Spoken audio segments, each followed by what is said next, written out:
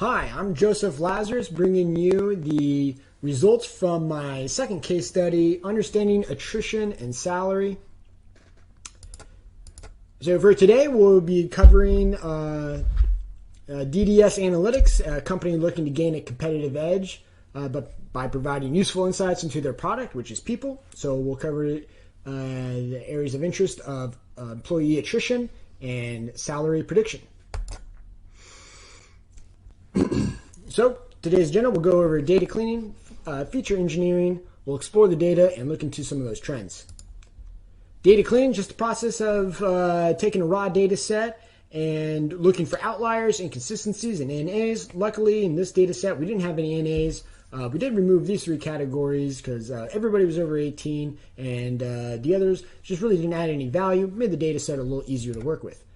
The target identification here was attrition. In this case, 140 employees or observations were attrited out of 870.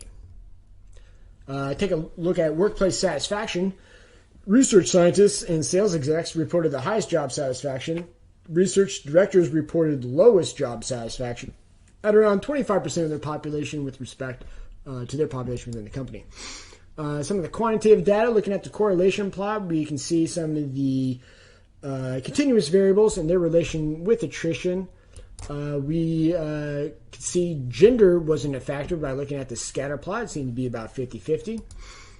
Some of the feature engineering that we did do, we simplified ages into groups, created income brackets, and looked at length of time or loyalty by taking the total working years, subtracting off the years at the company, and divided that by the number of companies worked at.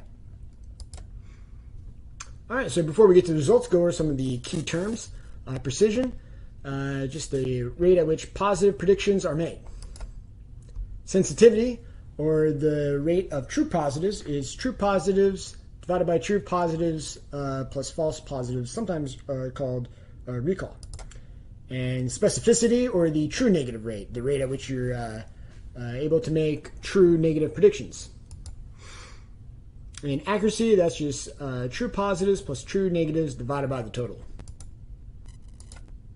Putting it all together, went ahead just a little too far there. So the confusion matrix, and you can see looking at that diagram how you get each one of those predictions.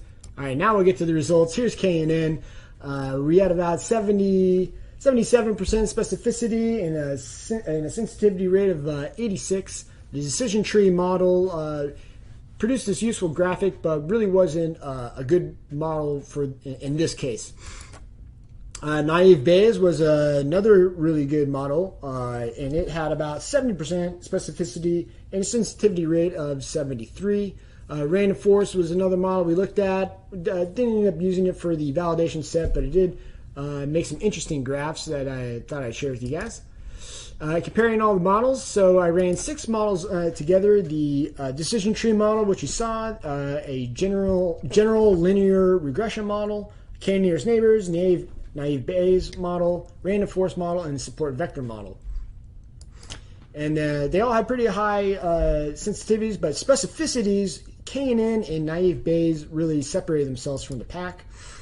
All right, so identification of these key factors in attrition.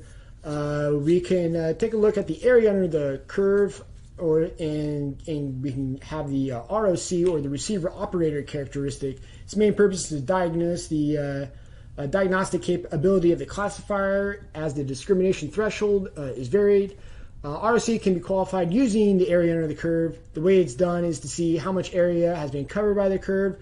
So a perfect classifier would be 1, and a not good classifier at all would be 0.5. That would just be random. In the real world, we don't see a 1, but anything from a 0.6 to a 0.9 is considered good. And monthly income, total working years, overtime were our top 3, and honorable mentions, stock option, years of company, and job level. All right, on to the salary prediction. Again, we started off with some data analysis, and we looked at the correlation plot here. And if you look in the bottom left-hand corner, you can see job level is really dark. And sure enough, the correlation scatter plot shows just a straight line up. As each level of job increases, so does the salary. And that's really just as you'd expect. Correlation between age and monthly income. Again, older employees tend to get paid a little bit more. Monthly income in years at the company. Again, you'd kind of expect that, but research and development, those guys got paid kind of high for just starting off, and same with your salespeople. So a little bit of noise with that monthly income and years at the company. Our model performance, we ended up using a Blazo model, or the average posterior estimates of the regression coefficients. Some of the important coefficients there were the